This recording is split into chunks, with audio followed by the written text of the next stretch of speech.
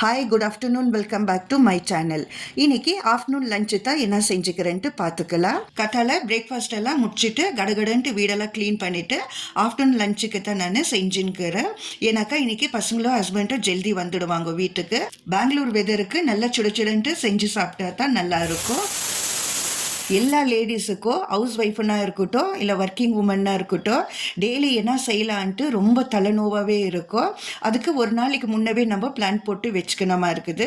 First நம்ம ஃப்ரிட்ஜில் என்னென்ன இருக்குதுன்ட்டு பார்த்துக்கணும்.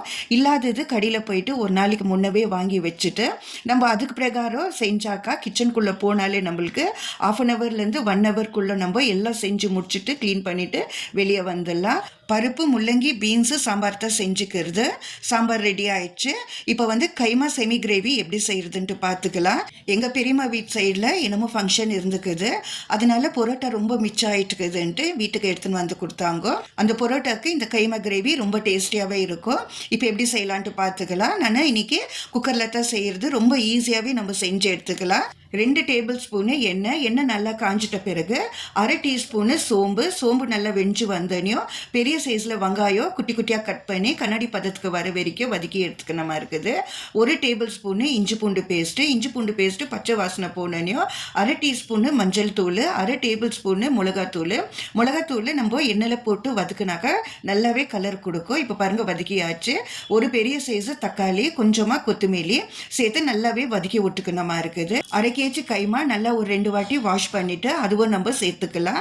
சேர்த்துட்ட பிறகு இப்போ மொச்சக்காய் இல்லை பட்டாணி சீசனு, 2ல் நீங்கள் எது உங்களுக்கு ஈஸியாக கிடைக்குதோ அது நீங்கள் வாங்கி அதுவும் ஒரு 1/4 கேஜி சேர்த்துக்கணுமா இருக்குது. நான் இன்றைக்கி பட்டாணி சேர்த்துக்கிறேன். 1/4 கேஜி அளவு கிழங்கு குட்டி குட்டியாக கட் பண்ணி அதுவும் சேர்த்துக்கலாம். 1/2 டேபிள் ஸ்பூனு மட்டன் மசாலா, டேஸ்ட்டுக்கு தகுந்த மாதிரி உப்பு சேர்த்துட்டு நல்லாவே மிக்ஸ் பண்ணி எடுத்துக்கணுமா இருக்குது. நம்ம ஏற்கனவே கைமா நம்ம கழுவி எடுத்தோம் இல்லையா, அதில் தண்ணி வருதே நம்மளுக்கு போதுமா இருக்குது. இந்த நேரத்தில் கெட்டியான தயிர் ஒரு 1/2 டேபிள் ஸ்பூனு சேர்த்துக்கிறேன். தயிர் சேர்க்கறதுனால நல்லா டேஸ்டியாகவும் இருக்கும். கறியும் நல்லாவே சாஃப்டாக நம்மளுக்கு வெந்து வரும். இப்போ கைமா கிரேவி ரெடி ஆயிடுச்சு. நான் கொஞ்சம் கூட தண்ணி ஊற்றாத தான் செஞ்சிருந்தேன். ஏன்னாக்கா கைமாலே நம்மளுக்கு தண்ணி விடும்.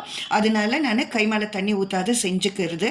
ஒரு 5-6 விசில் விட்டு நம்ம எடுத்தாக்கா டேஸ்டியான கைமா கிரேவி ரெடி ஆயிடுச்சு. இதெல்லாம் செஞ்சு எடுக்கிறதுக்கு ஒரு 45 மினிட்ஸ் தான் எனக்கு தேவைப்பட்டுச்சு.